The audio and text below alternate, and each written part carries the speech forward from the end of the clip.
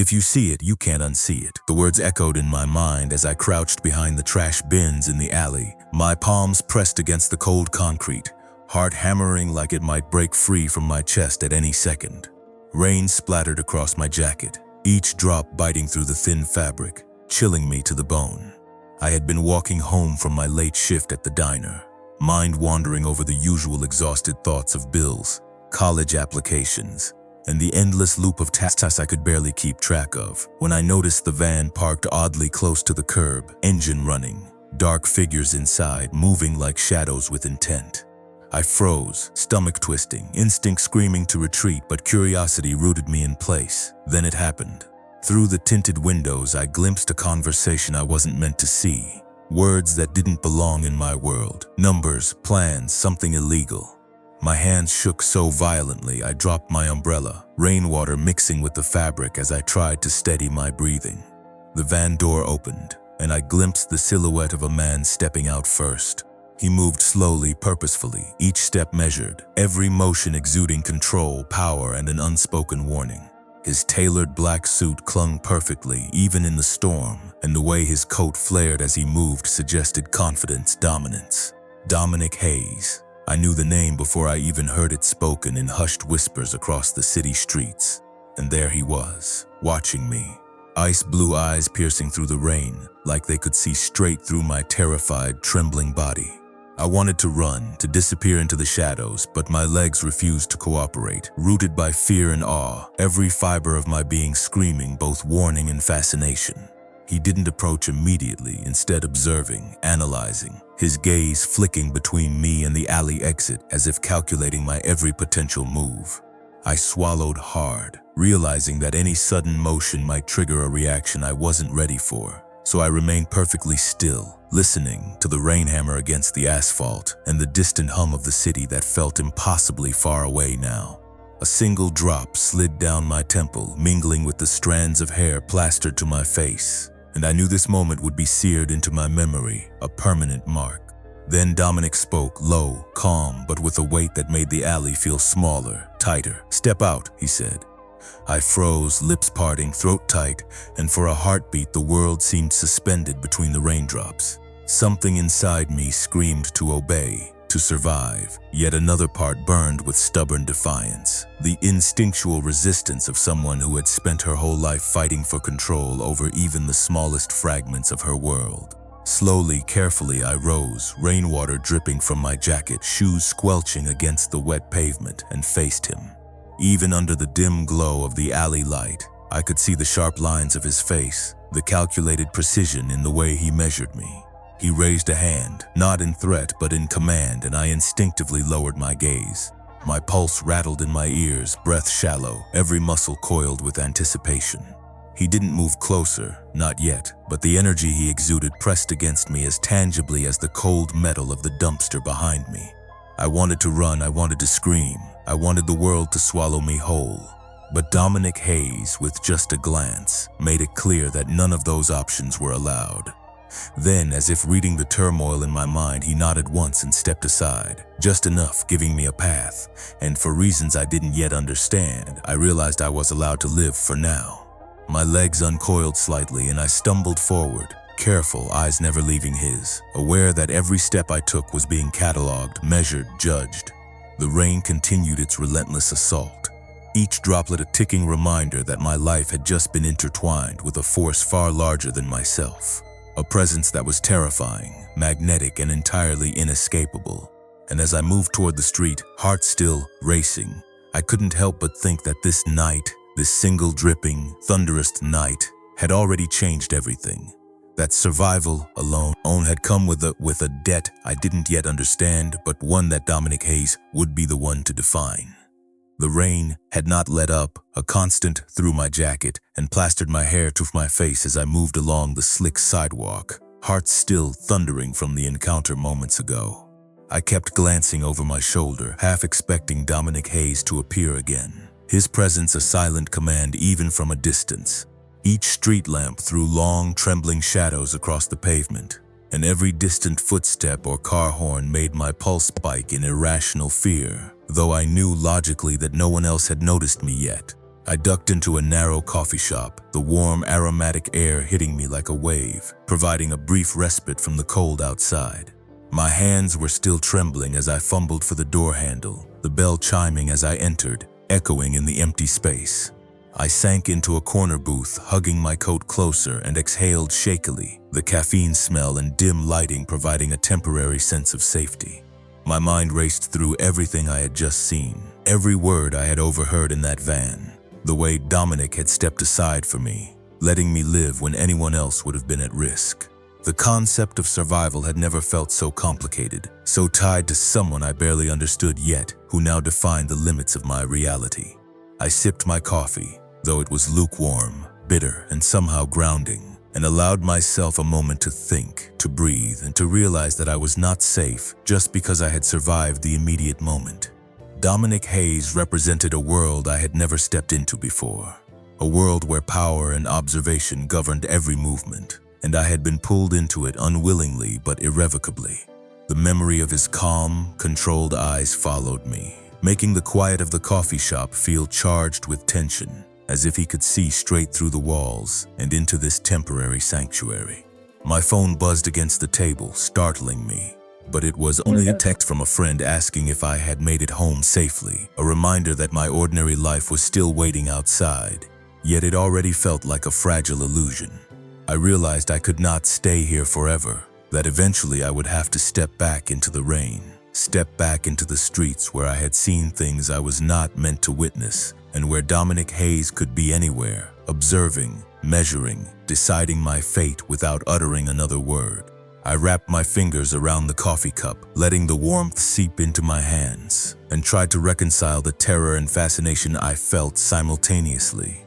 Understanding that the night had irrevocably shifted the axis of my life, I considered my options, calculating routes, potential hiding places, and what I could do to protect myself without drawing attention. Each scenario played out in my mind like a film, the rain adding texture, the city lights reflecting in puddles like fragmented mirrors of my unease. Minutes stretched into long moments as I weighed risk against instinct, and somewhere in that space, a strange clarity emerged. Survival was not just about avoiding immediate danger. It was about understanding the rules of this new, invisible world that Dominic Hayes inhabited. I glanced once more at the door, half expecting him to appear, and shivered, knowing that whether he chose to intervene again or not, the mere knowledge of his presence had changed everything. I left a few coins on the table, gathered my damp belongings, and stepped back into the wet streets. The rain no longer just an inconvenience but a companion to my racing thoughts, my mind entirely occupied with the awareness that my actions, my very existence, were now under the subtle yet undeniable scrutiny of a man who could define the boundaries of my life with nothing more than a look or a gesture. And that realization both terrified and oddly anchored me as I moved into the uncertain night. The streets were slick and shimmering under the dim glow of streetlights, puddles reflecting fractured neon signs like broken pieces of the city itself.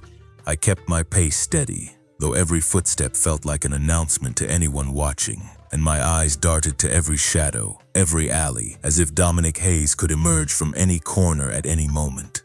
My jacket clung to me, soaked through, and I shivered not just from the cold, but from the weight of understanding that the ordinary rules I had lived by no longer applied. I had to think quickly, to anticipate, to move with caution, because the city at night had suddenly become a maze of hidden dangers, and the knowledge I carried made me both target and a witness. The thought of him lingered constantly, the way he had measured me with those piercing blue eyes, the subtle authority in his posture, the way the rain seemed to part around him, creating an aura that made everything else fade into insignificance. I ducked into a small bookstore on the corner, the scent of paper and polished wood offering a temporary reprieve from the rain and the persistent tension in my muscles. I moved to a secluded aisle, pressing my back against the shelves, my hands trembling slightly as I gripped the edges for support. My mind raced, replaying the moments from earlier, analyzing every glance, every measured movement, trying to decipher meaning, trying to find logic in a world that had suddenly become unpredictable. I could feel the adrenaline coursing through me, each heartbeat a sharp reminder that I was alive and vulnerable at the same time.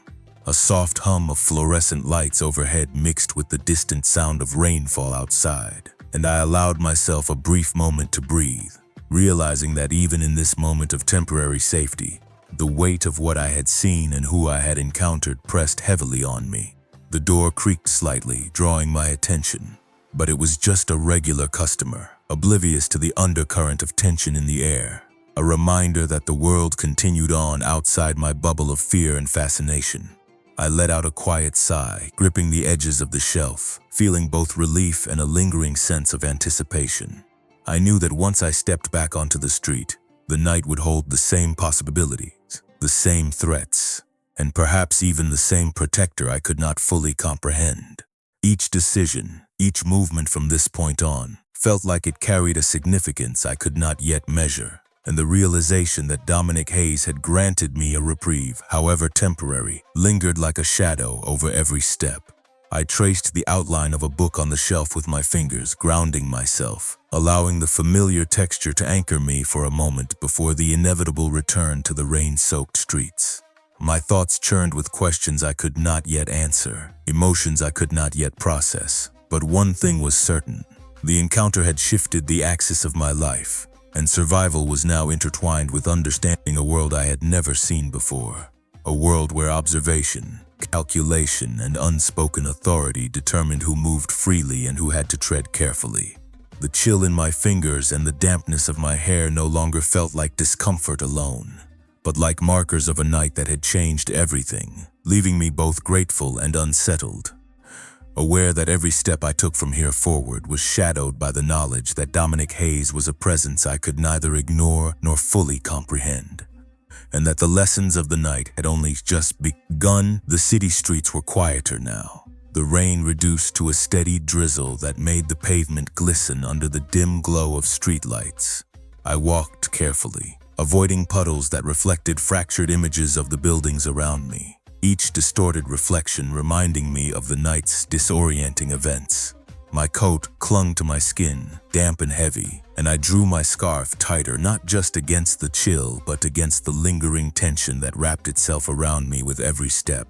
Dominic Hayes' presence haunted my thoughts, a silent pressure that made every movement feel measured, as if he could sense my hesitation even from a distance. I paused at the corner, peering into the shadows of an empty parking lot, aware that the space could hide anything or anyone, but also recognizing the strange reassurance in knowing that Dominic had already seen, understood, and chosen to let me go. The knowledge was both comforting and disquieting, a duality I could not resolve yet.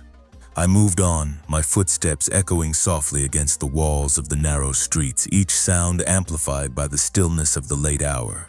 The aroma of wet asphalt and faint exhaust filled the air, grounding me as I navigated familiar blocks now tinged with unfamiliar tension. I considered retracing my path, avoiding well-lit areas where eyes might linger too long. Yet I also felt a compulsion to keep moving, to assert a semblance of normalcy despite the undercurrent of unease.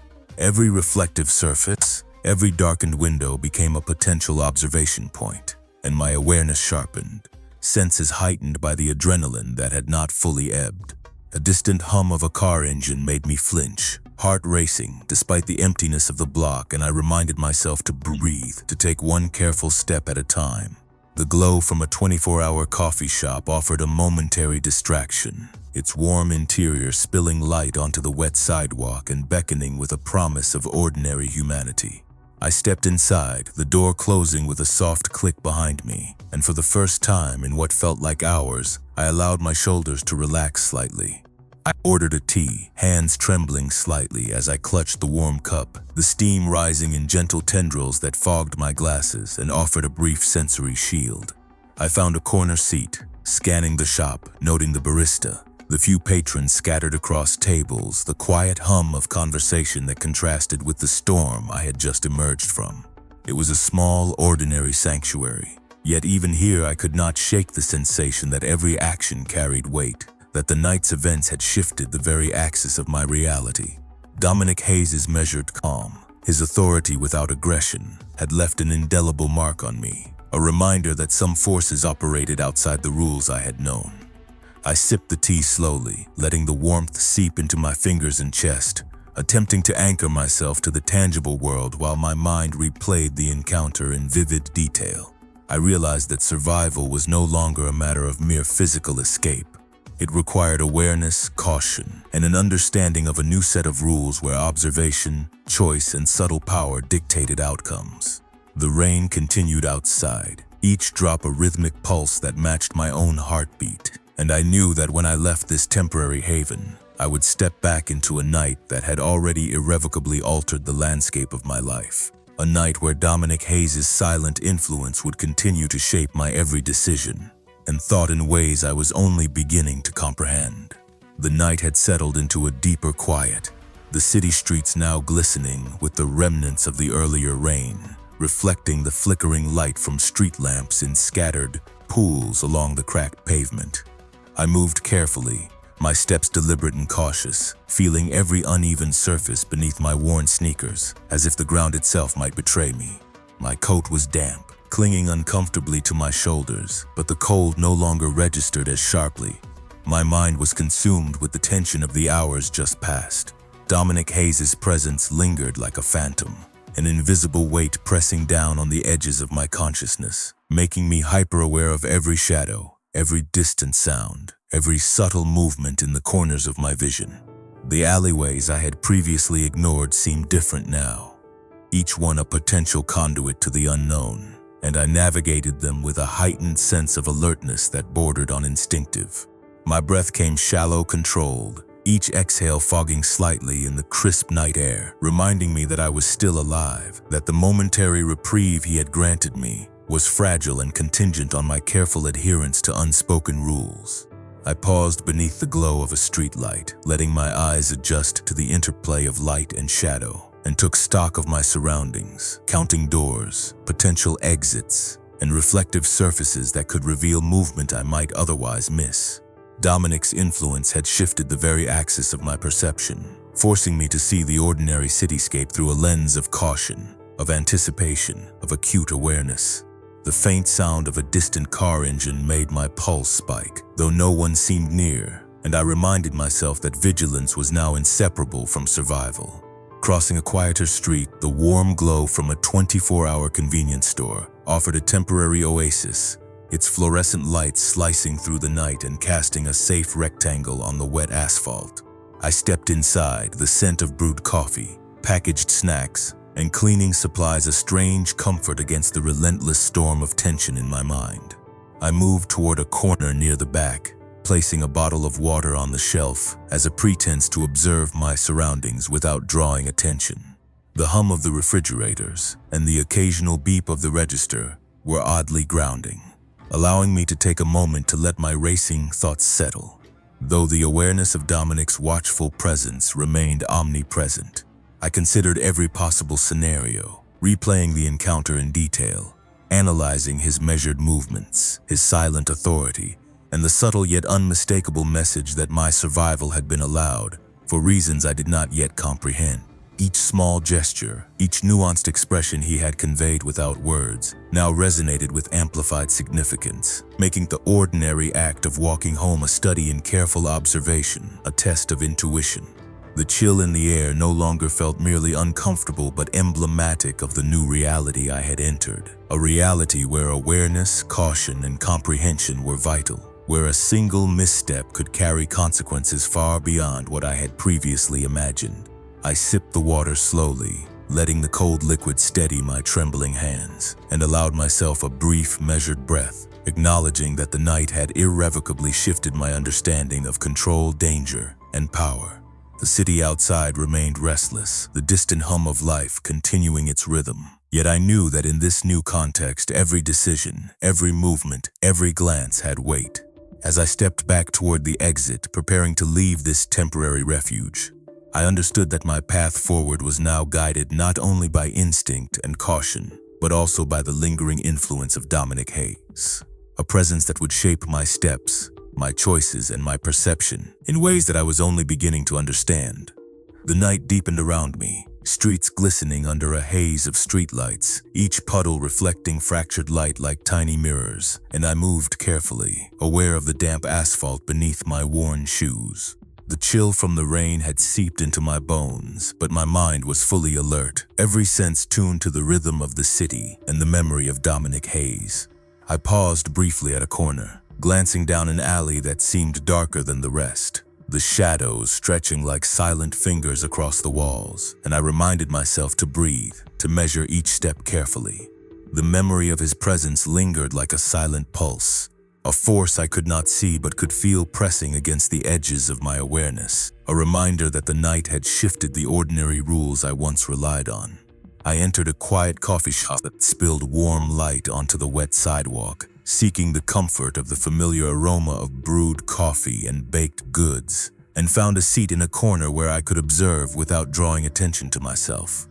My fingers wrapped around a steaming cup, the warmth grounding me as my mind replayed the moments from the alley, the van, and the controlled, deliberate aura of Dominic Hayes that had both terrified and fascinated me.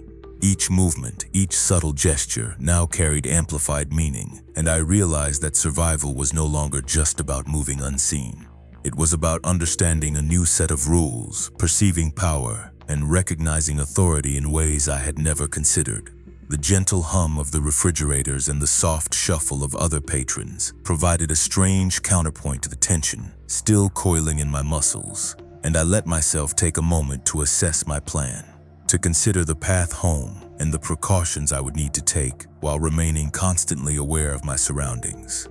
Every reflective surface became a potential observation point, every shadow a possible conduit to the unknown, and the awareness of Dominic's influence made even ordinary spaces feel charged with possibility.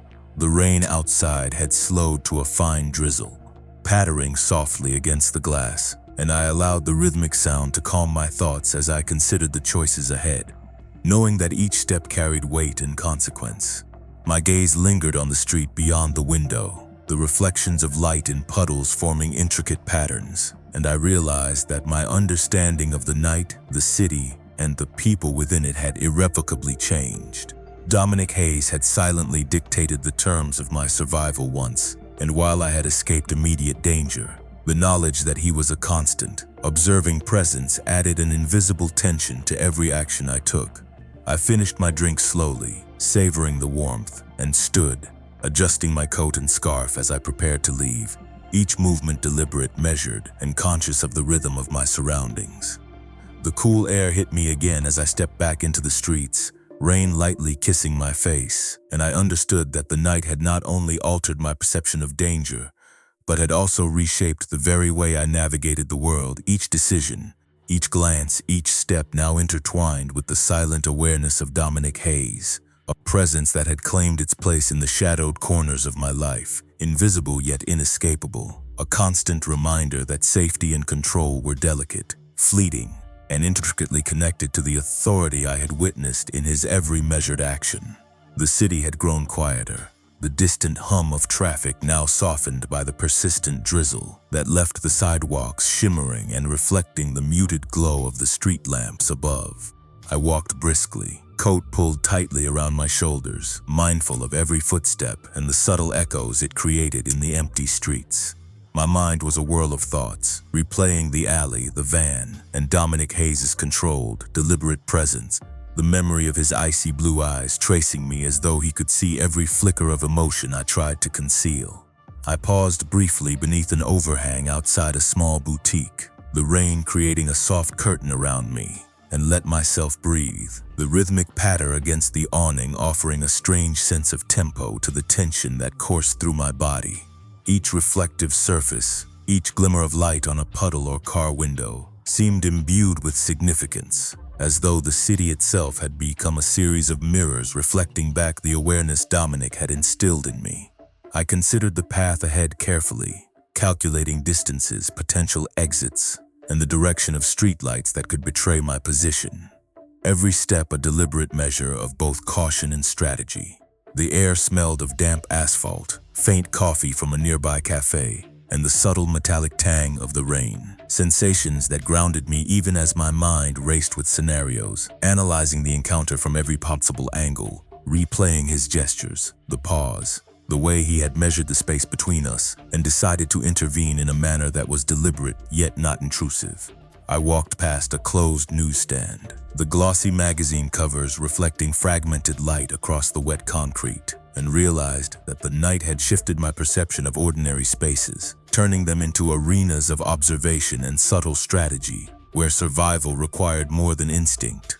It required an understanding of unseen power, and Dominic Hayes had made me acutely aware of that truth. My hands tightened around the straps of my bag, the dampness making my grip slippery, and I adjusted my scarf, feeling the weight of awareness settle on my shoulders. The idea that at any moment, my actions could be assessed, catalogued, and responded to in ways that I could not yet predict. I took a careful step across the intersection, timing it with the light, listening for footsteps, car engines, any indication that someone else shared the knowledge of my presence in this altered nighttime landscape. And as I reached the other side, I felt a strange combination of relief and anticipation, a recognition that survival had become intertwined with perception and awareness in ways I had never considered. I paused once more, glancing at a small park on the corner, shadows stretching along the wet paths, the quiet rustle of leaves in the wind providing a subtle counterpoint to the tension. And I realized that the night had changed not just the way I moved through the city, but the very lens through which I interpreted every sound, every motion, and every glance. Dominic Hayes' silent authority remained an unseen but undeniable presence in my mind, shaping the pace of my steps, the rhythm of my breathing, and the calculation behind each movement, leaving me to navigate a world where caution, awareness, and comprehension were now inseparably linked, and where the simple act of reaching home felt like a complex negotiation with forces I was only beginning to understand. The fog hung low over the streets now, softening the harsh edges of the city and muffling distant sounds to a gentle, persistent hum.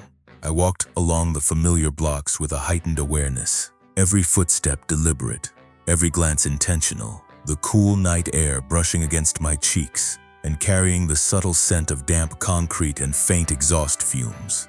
Each puddle reflected fractured shards of light from the lamps above, creating patterns that seemed to shift as I moved, a visual rhythm that mirrored the tension coiling in my chest. Dominic Hayes' presence remained a constant echo in my mind, not visible, not tangible, but felt in every calculation, every careful turn of my body, and in the measured pace I maintained to avoid drawing attention.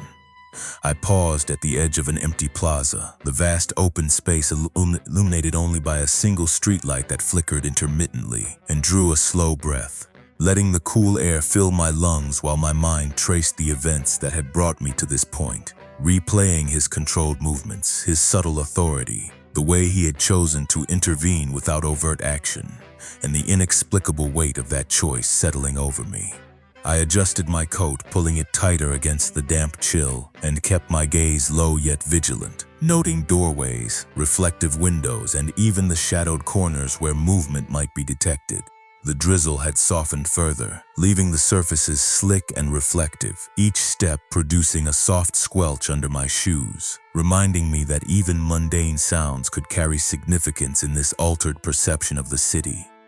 I continued toward a small park tucked between buildings, the trees dripping with moisture, leaves whispering softly in the wind, and felt the subtle tensions of anticipation threaded through every muscle, every thought. My fingers traced the strap of my bag, grounding me while my mind analyzed the encounter repeatedly, considering what his intentions might have been, the reasons behind his choice to allow me to leave, and the silent communication that had occurred without words but with absolute clarity. I stopped near a park bench, its surface slick with rain, and observed the faint movements of a cat weaving through the puddles, the ordinary simplicity a sharp contrast to the heightened awareness I carried like a second skin. The city around me, quiet yet alive, felt like a living map of observation points and potential escape routes, each alleyway, each doorway, each reflection a detail to catalog and understand. Because the night had shifted my understanding of how the world operated, how power moved silently and decisively through spaces both open and concealed. My steps carried me onward, deliberate and unhurried despite the pounding in my chest, aware that the night had redefined survival, awareness, and the delicate balance between fear and fascination. Dominic Hayes' silent presence had marked this evening, and as I passed the final corner before my apartment, I felt both the weight and the strange reassurance of knowing that my choices, my careful navigation, and even my perception were now subtly intertwined with an authority that had observed, calculated, and decided the terms of my night without a single word being exchanged, leaving me both vigilant and irrevocably aware of the unseen power that lingered just beyond my sight. The first light of dawn began to creep over the horizon, casting a pale golden hue across the wet streets, and I moved with deliberate care, the chill of the morning air brushing against my damp coat and sending shivers down my spine.